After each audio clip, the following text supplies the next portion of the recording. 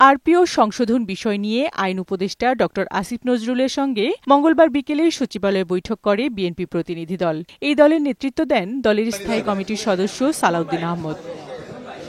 বৈঠক শেষে তিনি সাংবাদিকদের বলেন, আরপিও সংশোধনে জোটবদ্ধ দলগুলো নিজ নিজ প্রতীক নিয়ে নির্বাচনের যে বিধান রাখা হয়েছে তাতে আপত্তি জানিয়ে আইন উপদেষ্টাকে চিঠি দিয়েছে বিএনপি। এ সময় জাতীয় ঐকমত্য কমিশনের সুপারিশ নিয়ে তিনি বলেন, বৈঠকে রাজনৈতিক দলগুলো যে বিষয় নিয়ে ঐকমত্য হয়েছে তা রাখা হয়নি।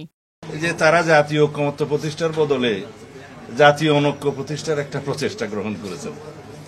যা কিছু প্রস্তাব ওখানে দেয়া হয়েছে আপনারা যদি সেটা দেখেন তাহলে আপনারা দেখবেন যে জুলাই জাতীয় সনদ যেটা আমরা স্বাক্ষর করেছি সেই স্বাক্ষরিত সনদের বহির্ভূত পরামর্শ বা সুপারিশ বহির্ভূত অনেক আদেশের যে সংযুক্তি সেটা সংযুক্ত করা হয়েছে।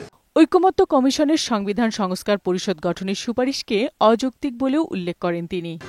এখানে একটা নতুন বিষয় সংযুক্ত করা হয়েছে যে সংবিধান সংস্কার পরিষদের নামে একটা আইডিয়া এখানে সংযুক্ত করা হয়েছে, যেটা আগে জাতীয় ঐকমত্য কমিশনে কখনো টেবিলে ছিল না, আলোচিত হয়নি, এই বিষয়ে কোনো ঐকমত্য হয়নি।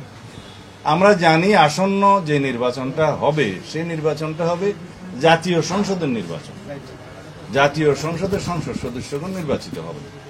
এখন সেই সংসদ সদস্যদেরকে যদি সংবিধান সংস্কার পরিষদের কার্যক্রম পরিচালনা করতে হয় সেটা তো জাতীয় সংসদেই সিদ্ধান্ত নিতে হবে। এদিকে গুলশান দলের চেয়ারপারসনের রাজনৈতিক কার্যালয়ে দলের স্থায়ী কমিটির সদস্য আমির খসরু মাহমুদ চৌধুরী বলেন, গণভোট নির্বাচনের দিনেই হতে হবে, এর বাইরে যাওয়ার সুযোগ নেই।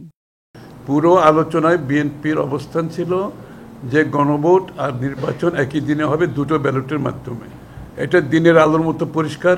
নতুন করে এই সাবজেক্টকে সামনে আনার কোনো সুযোগ নাই। সেটা যেই বলুক, যারাই সেটা প্রতিবেদন দেখ সেটা তাদের সমস্যা, এটা বিএনপির সমস্যা না। এই ব্যাপারে আলোচনার কোনো সুযোগ নাই। এর আগে বিএনপি মহাসচিব মির্জা ফখরুল ইসলাম আলমগীরের সাথে ঢাকায় ব্রিটিশ হাইকমিশনার সারা কুক সৌজন্য সাক্ষাৎ করেন। এ সময় সুষ্ঠু নির্বাচন আয়োজনে নানা বিষয় নিয়ে আলোচনা করেন তারা। বিউটি সমাদ্দার, বৈশাখী সংবাদ, ঢাকা।